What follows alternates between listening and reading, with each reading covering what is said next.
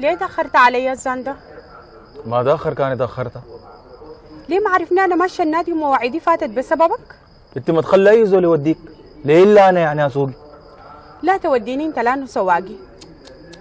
انا ما السواق بتاعك ولا شغال معك، والمرتين يا استاذ اللي وديتك فيهم النادي دي كانت تعليمات من الرئيس، يعني ببساطة الرئيس كان ما قال لي اوديك انا ما بوديك. أنت ليه بتتعامل معي كده؟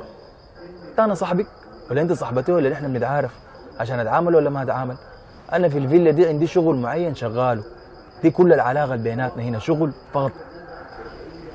طيب ليه الراجل لما جه شاقني دقيته وخدت لي حقي منه؟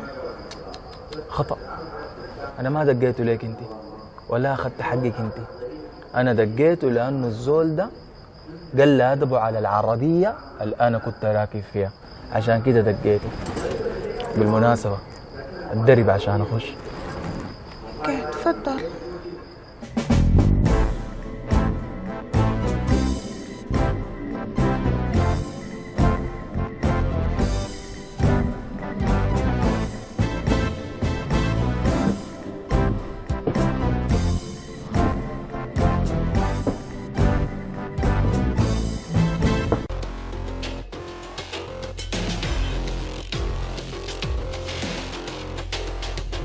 مالك يا سهير؟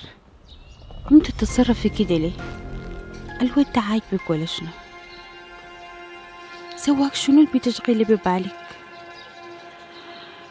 معقول انت تحبي الهالفوت ده يا سهير؟ لا لا لا مستحيل، لا لا ما في كلام زي ده. لا لا يا سهير، لا لا يمكن عشان الموقف الجميل اللي عمله ده عشان كده، لكن ده ما سبب انك تركزي معاه يا سهير. طيب في شنو يا سهير؟ يا أخي ما عارفة يا أخي، أنا ذاتي مالي في شنو، ما عارفة.